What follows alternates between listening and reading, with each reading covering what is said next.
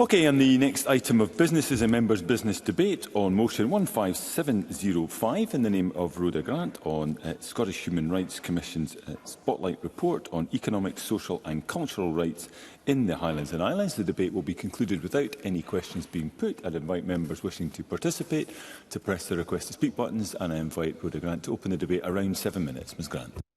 Thank you, Presiding Officer, and can I also thank the members who signed my motion allowing this important debate to take place. I also want to pay tribute to the Scottish Human Rights Commission for their Spotlight report into the economic, social and cultural rights in the Highlands and Islands.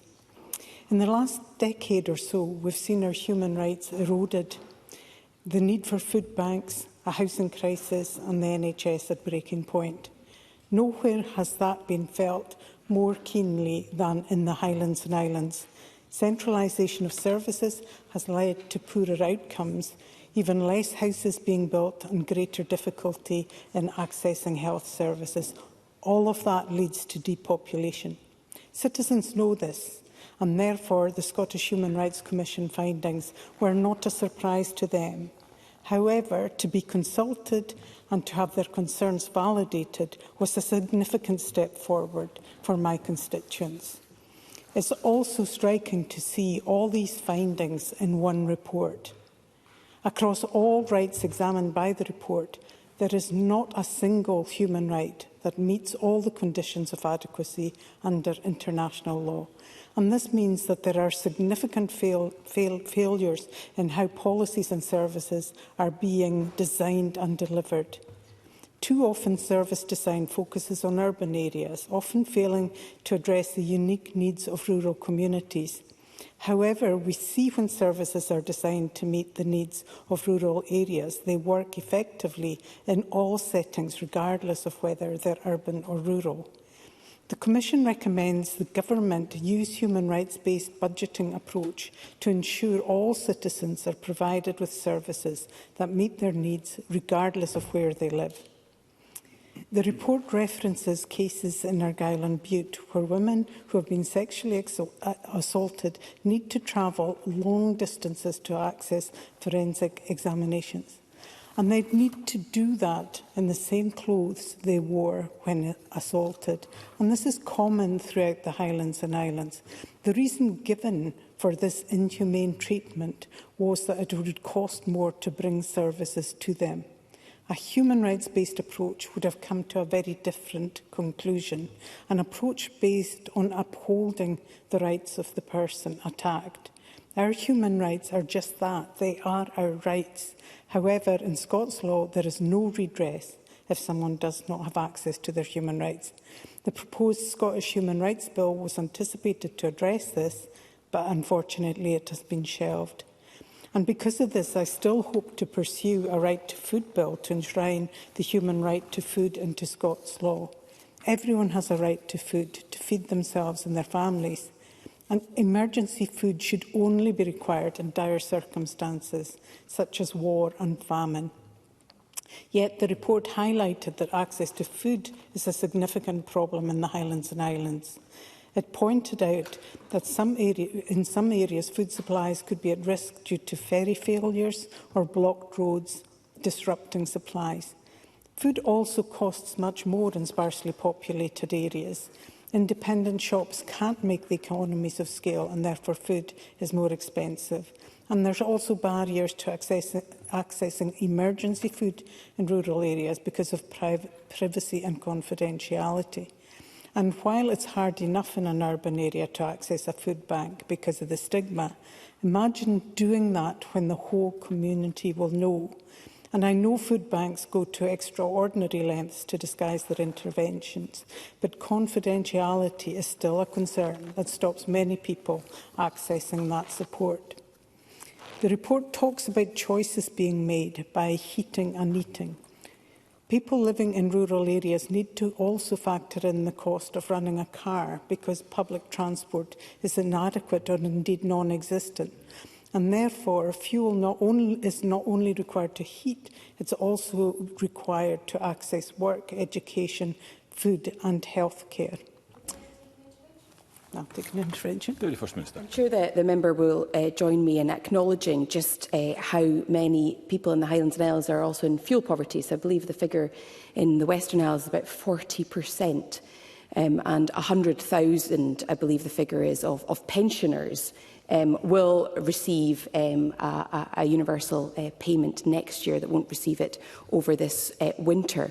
But on the fuel rebate scheme for cars, that's also, and vehicles, also critical as well in the wider context of the conversation about things like the just transition, where at the end of the day we are more dependent on vehicles. Rhoda Grant, I can give you the time back for the intervention. Thank you, Presiding Officer. Yes, indeed, and people are dependent on vehicle, and some of the measures used to pinpoint poverty actually look at car ownership, and if you own a car, you're not deemed to be living in poverty, and the very opposite is true in many rural areas where a car is a necessity.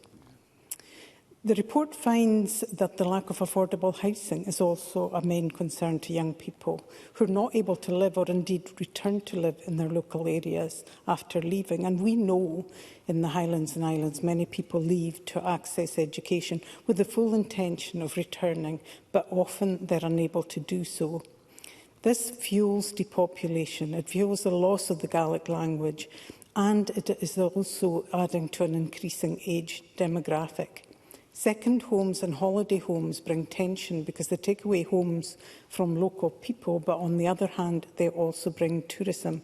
Therefore, there needs to be a balance between family homes and the holiday rental sector.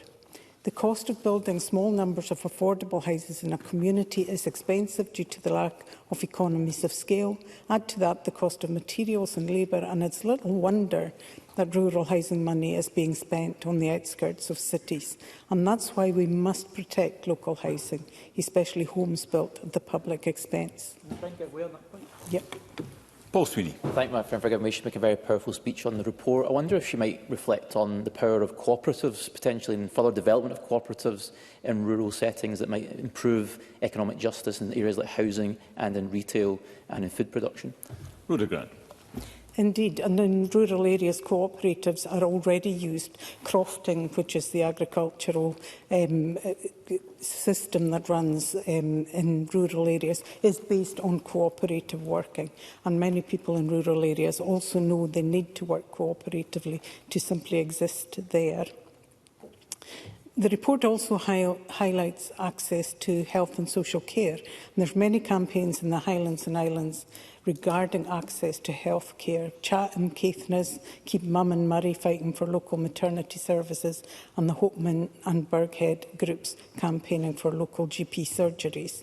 These groups are not surprised by the Commission report, but they are appreciative of it, highlighting the issues that they've been campaigning on for years.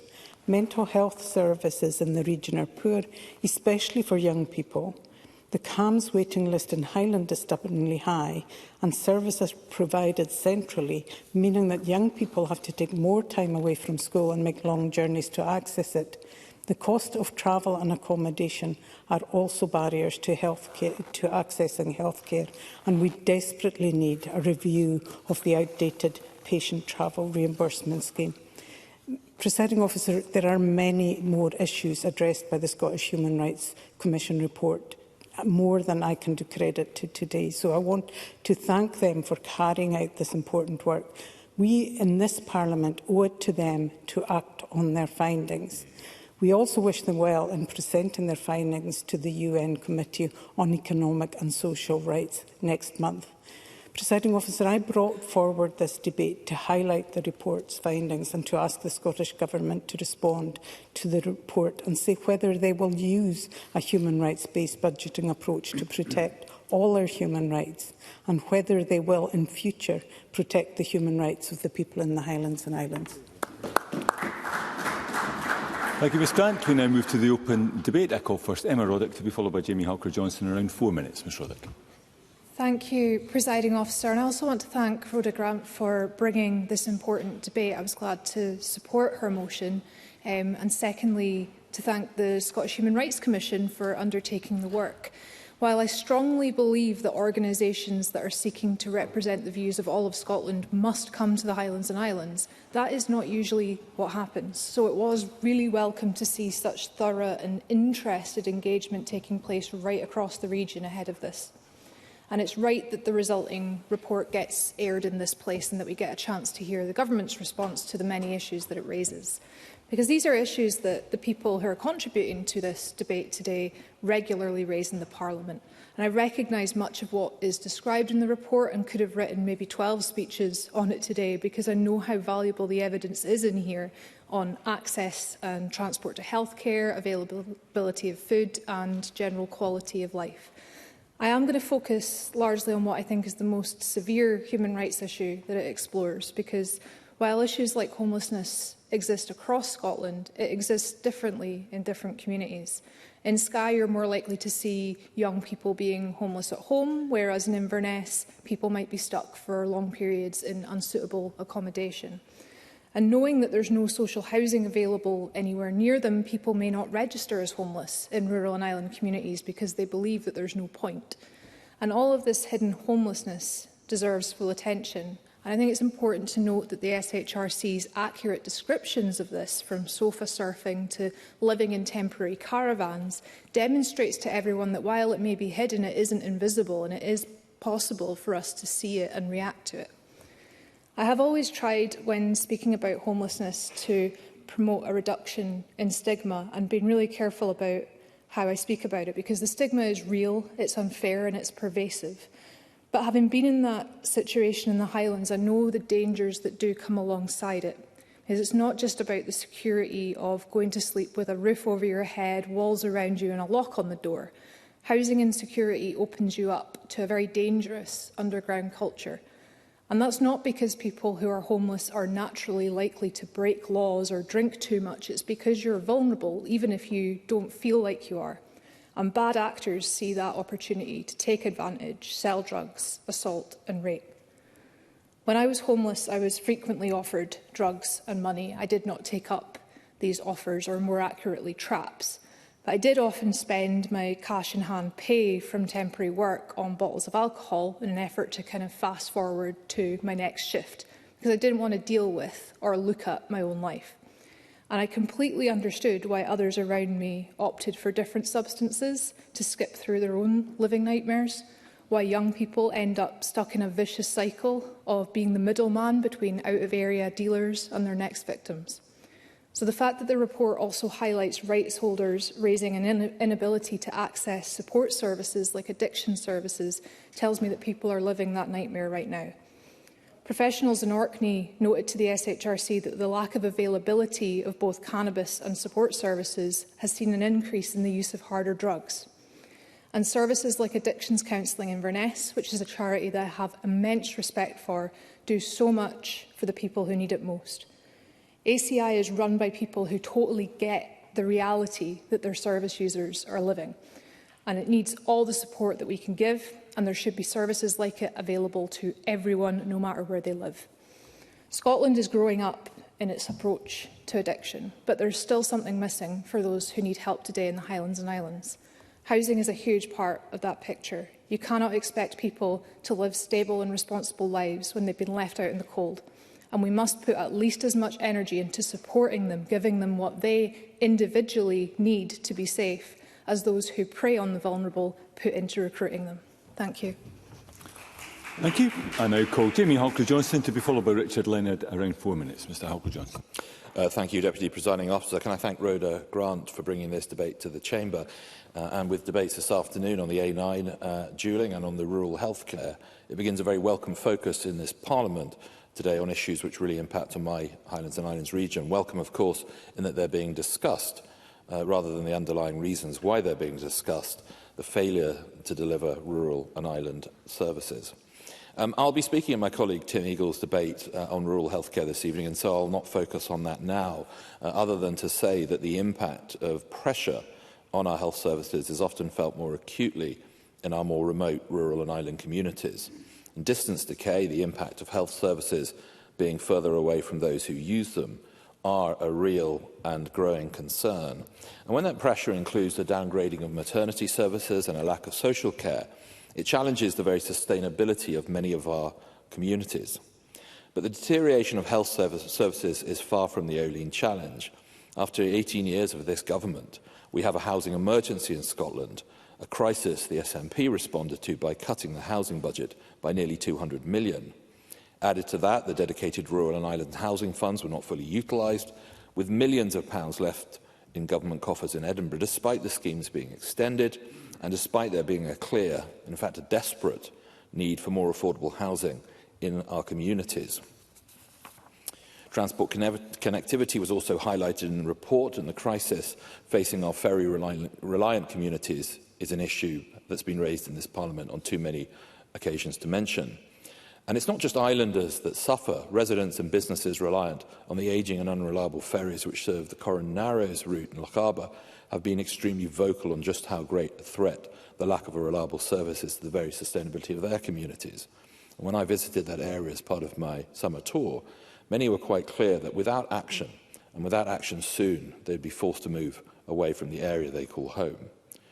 Of course, many Highland roads are not much better, and I dealt with a case last year of a household stuck in their property because of the condition of their road, left them isolated in their home, potholes so large that the local delivery drivers refused to deliver to them.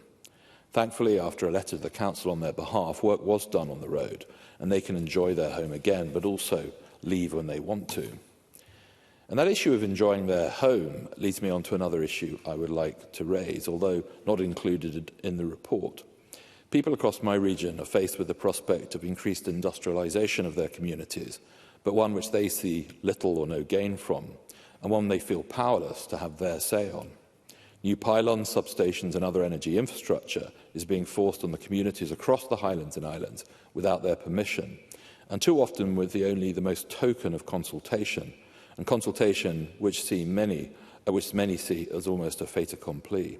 That is a clear democratic and moral deficit. And so that leads me on to my last point, which is around how decisions are made and on their impact.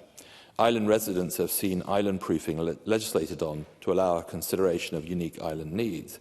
And while many are understandably sceptical whether it's anything more than just a tick box exercise, rural communities are not afforded the same protections, despite many being as remote and in some cases more remote than some of our island communities. Presiding Officer, this is an interesting report, but for many of us who live in the Highlands and Islands, it tells us little we don't know already. There is a lack of affordable housing, healthcare services are becoming more distant for some and inaccessible for too many. There is fuel poverty in communities, circled by machines that heat the homes of others many miles away. Many in the Highlands and Islands feel a long way from the decisions made here in Edinburgh, but these are the decisions which impact so greatly on their lives, and while the Highlands and Islands is still a great place to live and to work and to be brought up in, for many that's getting harder. Thank you. Thank you. I now call Richard Leonard to be followed by Ariane Burgess, around 4 minutes. Mr Leonard. Deputy Presiding Officer, can I thank Rhoda Grant for initiating this critical debate, and can I thank the Scottish Human Rights Commission for having the courage to carry this inquiry out and to publish its findings in full. In Angela O'Hagan's excellent foreword, she calls for all duty bearers to evaluate their own work and reflect on how to improve people's human rights. And she also calls for the Scottish Parliament to take serious and careful consideration of the report. So why does it take an opposition MSP in members' business time to force this report to the debating chamber of this Parliament? Isn't the government, isn't this Parliament a duty bearer? Shouldn't the government be setting aside parliamentary time to debate a report into the human rights of the people of the Highlands and Islands? Maybe it's because. Yeah, I'll give way, yeah. Minister. Of course, if Mr Leonard's business manager cares to raise that matter with me, I'd be more than willing to give consideration to tabling such a debate. Richard Leonard, and give you the time back. Thank you. Well, I hope that the Minister for Parliamentary Business will propose that at a future meeting of the Bureau. But I tell you why perhaps it hasn't come up so far, maybe it's because the key words in this report are failure, regression and deterioration. Across all rights examined, the Commission concludes, there is not a single human right that meets all the conditions of adequacy under international law, not one. Minimum core obligations, like access to food, to housing, are not being met. The rights to health, to social care, to education, to culture are not getting better, they're getting worse. These are not abstract or theoretical findings. These rights are about ensuring that everyone can live a dignified life free from fear and want. But what this report finds is hunger, is deprivation, is malnutrition. Now, I made some inquiries recently, only to discover that Public Health Scotland does not routinely collect data on malnutrition. But it should, because we know from the British Association for Parental and Enteral Nutrition that the number of patients admitted to hospital diagnosed with malnutrition has doubled to over 44% in the last decade. When I was with Rhoda Grant in Shetland, we met the workers at the Sullom Voe terminal, a northerly centre for the UK oil and gas industry for over 4 decades. We sat down and spoke with the very impressive Shetland Fishermen's Federation. They told us that their members net 1/6 of the catch for the whole of the UK. And yet we know that 1/3 of the inhabitants of Shetland are living in fuel poverty. It reminded me of an Hiram Bevan's observation that this island is made mainly of coal and surrounded by fish. Only an organised genius could produce a shortage of coal and fish at the same time. In other words, what is wrong here is the way our society and our economy is organised. What is wrong here is the way that power and wealth is distributed. Because even in among these small Highland and Island communities, blighted by hunger, ruthlessness, fuel poverty, there also exists great affluence. Anders Holsch Parvelson, the richest man in Scotland, the old aristocracy, the Earl of Seafield, the Earl of Granville, the Earl of Sutherland, the Camerons of Lochiel, the Duke of Westminster, all with massive land ownership and vast wealth. So this report is right to determine the equality gap in fundamental human rights between rural and urban Scotland. It is right to point to the acute levels of homelessness, the access denied to basic public services and to fundamental human rights like food and clothing in our Highlands and Islands. But we have to understand as well the colossal wealth gap that exists there. We have to recognise the pernicious division of class which exists, and we have to comprehend that unless we tackle that obscene and rising inequality, that division in income, in wealth, in power, we will never address the fundamental breaches of human rights which are highlighted in this very serious, this very important, this groundbreaking report. Thank you. I now call Anne Burgess to be followed by Beatrice Wishart. Again, around 4 minutes. Ms Burgess. Presiding Officer, I'd like to thank the Scottish Human Rights Commission for producing their frank and hard-hitting report, and I also thank Rhoda Grant for raising it in this chamber. While Highlands and Islands MSPs are all too aware of the challenges faced by the communities we represent, I trust this report catalyses urgent action. As we've heard across the chamber, the report covers a range of core obligations that must be addressed, and I want to focus on 2 in which Scotland isn't meeting minimum essential human rights requirements: housing and food. It's shameful that our people's survival and dignity is being threatened by government inaction. Since being elected, my priorities have been maintaining and sustaining rural and island populations, supporting communities to adapt to the impact of climate change and to help them participate in restoring nature. Food and housing are key to these aims. And yet a lack of government priority and action means Scotland is failing to meet even its most basic international obligations. On food, the report says high prices and poverty are depriving a significant number of people of sufficient food. Even physically accessing affordable nutrition is a challenge, with bad weather, creaking infrastructure and over-tourism depriving entire communities of fresh food. People are basically being left to fend for themselves with little to no support from the government, and yet solutions to these problems exist. I've seen how effective community-led growing initiatives have been for providing nutritious food to communities. Taxa Uist in the Western Isles runs market gardens, which not only diversify food supply chains, but also help support people to access a wider variety of foods.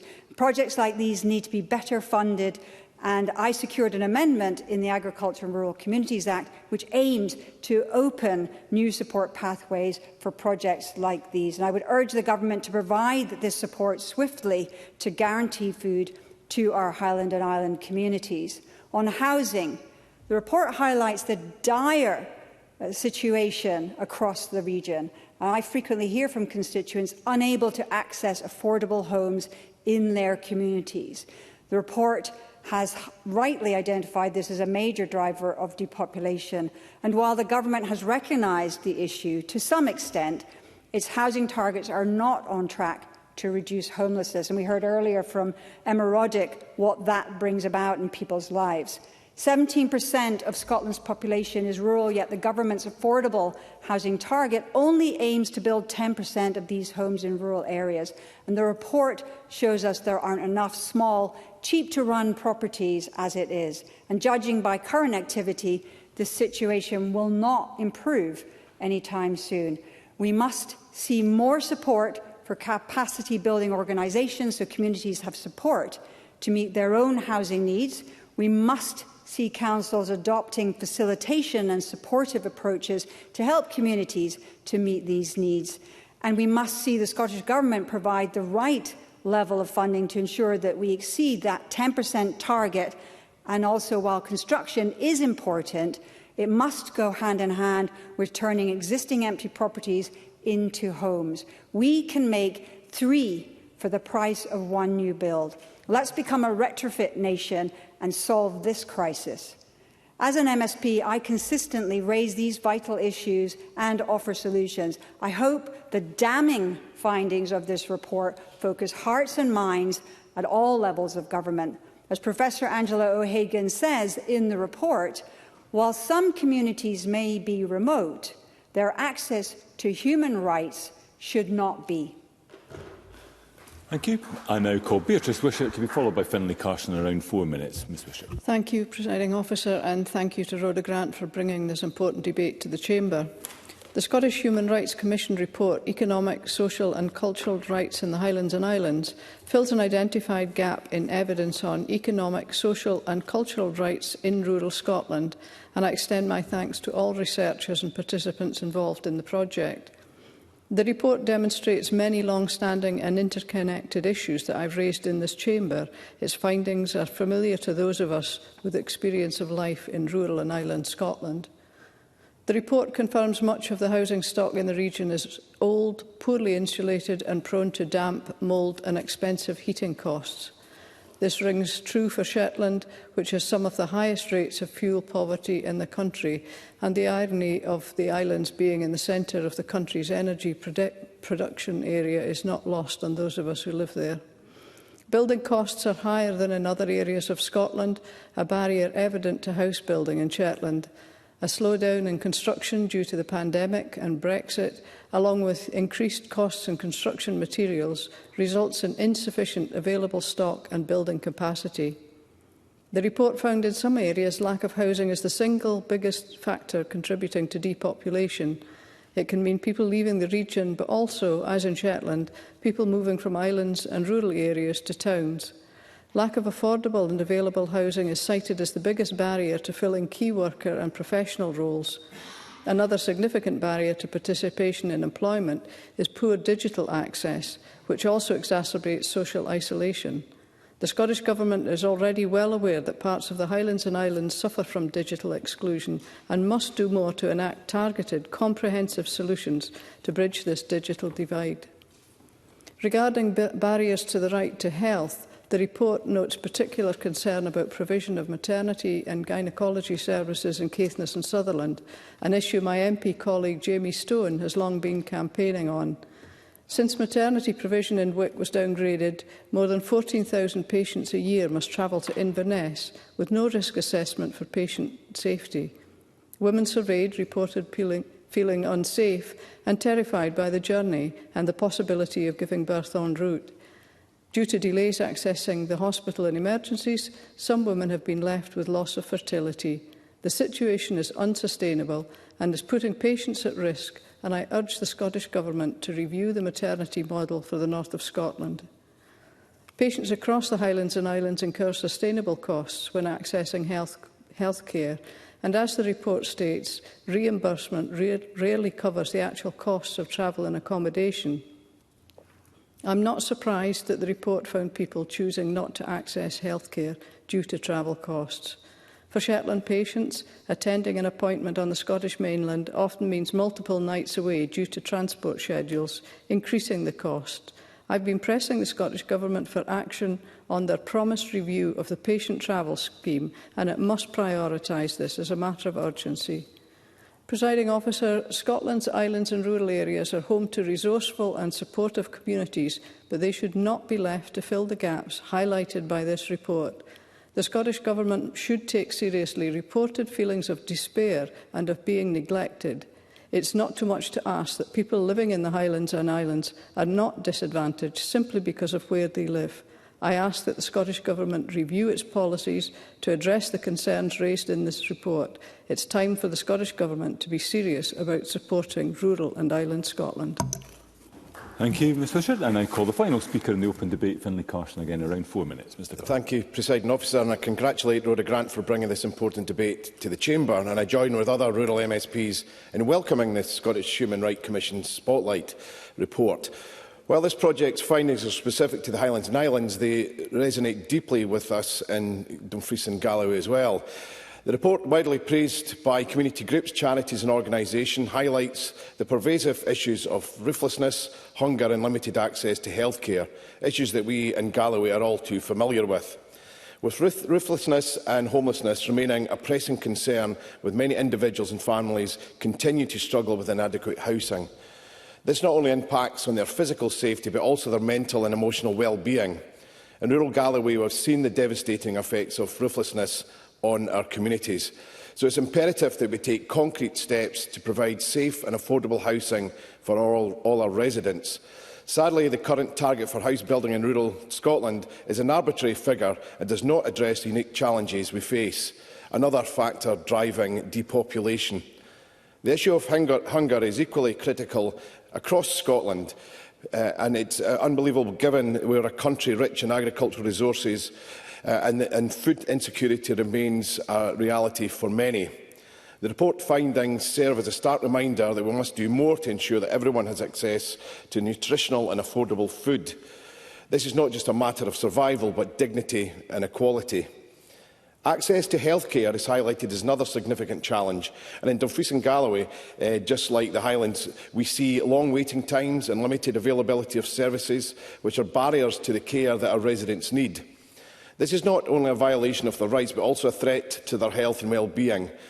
We really need to see an increase in investment in healthcare infrastructure, ensure that everyone, regardless of their location, can access their medical care they require. The report's finding that not a single human right examined meets all the conditions of adequacy under the international law is deeply concerning. This highlights the urgent need for policy reforms and renewed efforts to uphold and protect these fundamental rights. And the Scottish Government must act on this report and review its current policies to address the deficiencies identified. As Dr Gordon Baird, a retired GP and influential medical expert, commented to me on the SHRC findings on inaccessible healthcare services that fail to meet minimum core obligations, and more worryingly, a lack of cohesive or coherent strategies to fulfil these obligations, and policies that should be adapted to the specific needs of remote and rural areas. In West Galloway, the main town of Stranraer is 75 miles west of the administrative hub in Dumfries and 85 miles south-west of Glasgow, which is the closest tertiary medical centre. In 1999, the editor of the British Medical Journal reported that Dumfries looks on Stranraer as the Wild West, and that it makes too much fuss and doesn't accept that it's a rural backwater. It seems to me that rural residents that this attitude persists right across rural areas, with health board managers dismissing areas often, as in my case, out west or as a problem. The situation is now worse than ever, with the main issues being maternity and cancer step-down care or cottage hospital facilities. Deprivation compounds effects on both. Some of the most critical issues that the report identifies are the apparent failures to meet the most basic international obligations. Another area of concern is the apparent regression or deterioration of the rights that have been exacerbated by decisions on budget reductions, or indeed the complete elimination of previously existing services without sufficient mitigating measures. Across rural Scotland, we can draw valuable lessons from the Spotlight project. By acknowledging these shared challenges, we can work together to find solutions that can benefit all. Presiding Officer, in conclusion, while we commend the Scottish Human Rights Commission Spotlight project for its critical insight, a response must extend beyond recognition. We must commit to tackling tangible actions across the issues identified. The Scottish Government must review and revise its policies to ensure that a realisation of economic, social and cultural rights for all residents of all of rural Scotland, and not just the Highlands and Islands, and not wait for the expected Human Rights Commission into the same issues in the south of Scotland. Across the Chamber, we must strive to build a more just and equitable Scotland where everybody's individual rights are respected. Thank you. I now invite Jamie Hepburn to respond to the debate. Minister, around 7 minutes.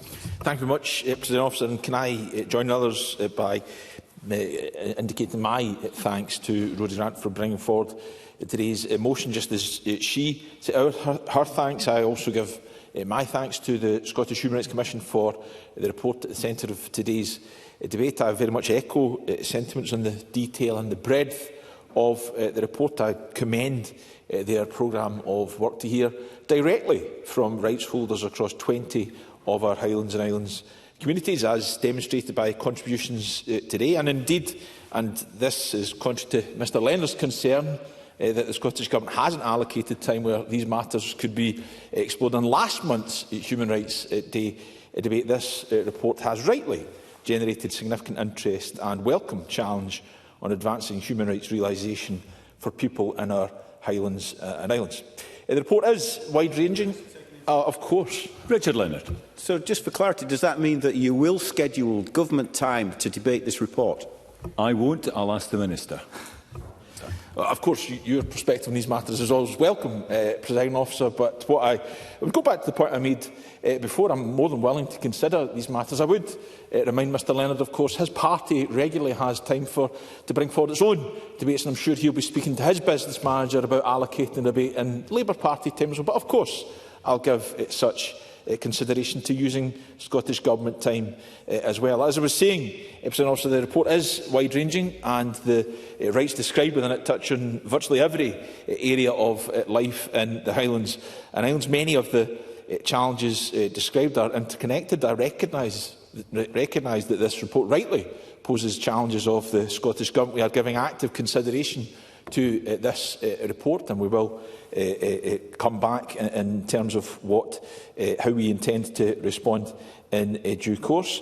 Whilst, of course, some of the issues raised apply to the Highlands and Islands, and Mr Carson has just reminded us of that, we need to make sure that our actions reflect the specific needs of the communities directly referred to in this report, to advance the realisation of all of their human rights. Before turning to contributions that have been made in more detail, I want to briefly acknowledge the approach taken by the Commission in the report. In particular, I welcome their efforts to pilot a new model of human rights monitoring, one that brings together the lived experiences of our Highlands and Islands communities with other qualitative and quantitative data, which assesses that evidence against international human rights standards. I'm aware that the Commission plans to expand this model over the coming years to build a baseline picture of economic, social and cultural rights realisation across the breadth of Scotland. So, in some senses, this report is a trailblazer, and it will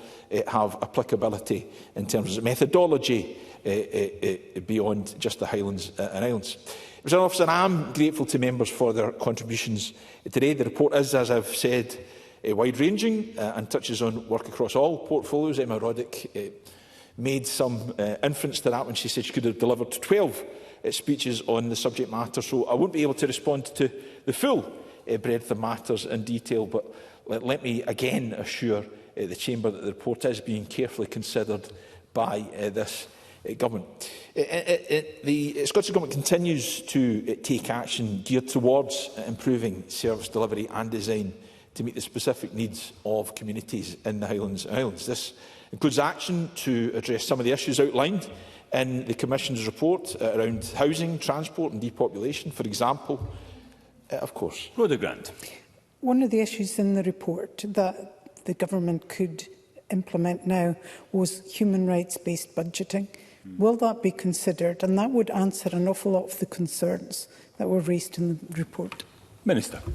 Well, I've made the point already. Everything within this report will, and as it should be, because it's a thorough, diligent piece of work, will be given full consideration by the Scottish Government. Of course, that will be one of the areas given consideration. But going back to the point I was going on to make in terms of some of the activity we're undertaking in the here and now in terms of investment and support for the Highlands and Islands, since 2021-22, our Islands Programme Capital Funding Scheme has distributed over £15 million of support for 71 infrastructure projects across 51 different islands. As Beatrice Wishart's point about digital connectivity, something I know is where we have some of the greatest challenges in this country are in the Highlands and Islands. We have provided investment of more than £600 million in our Reaching 100% contract, which is expected to connect over 113,000 premises across Scotland, and our forthcoming rural delivery plan and the new national island plan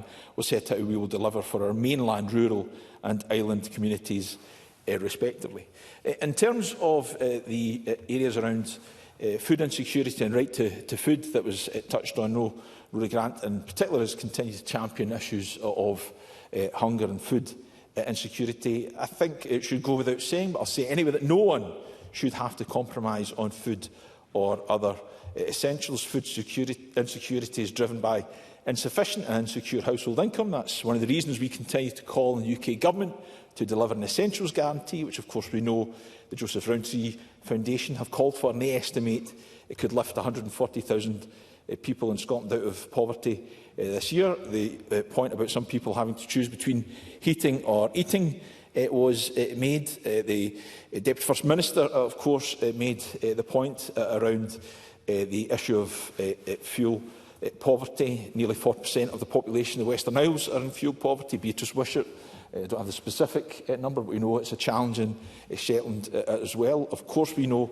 that's an issue. Jamie Halcrow-Johnson spoke about some of the challenges around infrastructure and generating. The irony of these being the areas where the energy has been generated but not being directly benefited by. Of course, I would reflect on the fact that the energy market is regulated from Westminster rather than by the Scottish Government. But we are aware of these as challenges. That's why, of course. Jamie Halcrow-Johnson. Just on that point, I think the point was being made is that actually a lot of these decisions are being passed by the Scottish Government on some of these planning decisions on energy infrastructure. I was just going to ask, I mean, you said the Government will give due... Through the Chair. My apologies. The Minister said that the Government was going to give due consideration to this report and would come back in due course. Due course means nothing in terms of timescale. So when do you expect to come back with the Government's response? When does the Minister expect to come back with the Government's response? Minister. Look, it would be remiss of me to provide an exact timescale. I don't have that before me just now, but of course the commitment is to do so as soon as possible. I would reflect on the fact that the report was published in November, so it has not been published that long ago. And nonetheless, of course, we were able to have a debate on human rights just a month after, I remind Mr Lender, just a month after where some of the issues were reflected in that debate. I was going to make the point, of course, in relation to issues around fuel poverty and the choice between heating or eating. That's why we should welcome the fact that Scottish Government initiatives, including the Scottish Child Payment, are keeping tens of thousands of children out of poverty. Of course, we will, from next year, implement a winter fuel payment that will reverse the removal of the winter fuel payment for 100,000 people across the Highlands and Islands, again as referred to by the Deputy First Minister. Returning to the issue around right to food, I agree with Rhoda Grant, the Government agrees with Rhoda Grant that the right to food should be brought into Scots law. I know the Cabinet Secretary for Social Justice has met with Rhoda Grant on these matters and will continue to give them some consideration. Presiding Officer, I think I'm well over time now. There is much more, and I think this reflects the point I made earlier that this is a wide-ranging report which we will give consideration to, and we'll be able to touch on many of the issues that I had hoped to in relation to housing and the ongoing investment that we are making in social housing. We know that's a challenge across the country, but in particular in the Highlands and Islands. I suppose if I could just make this point, Presiding Officer, to reassure Ariane Burgess that the commitment to building social housing, or affordable housing rather, in rural and island communities is at least 10% of our houses that we will build will be in such communities. At least 10% is the point I would emphasise. With that, Presiding Officer, I thank members for their contributions, and I give assurance to Parliament that we will consider the contents of this report and come back in due course. Thank you, Minister. That concludes the debate, and I suspend this meeting of Parliament until 2 o'clock.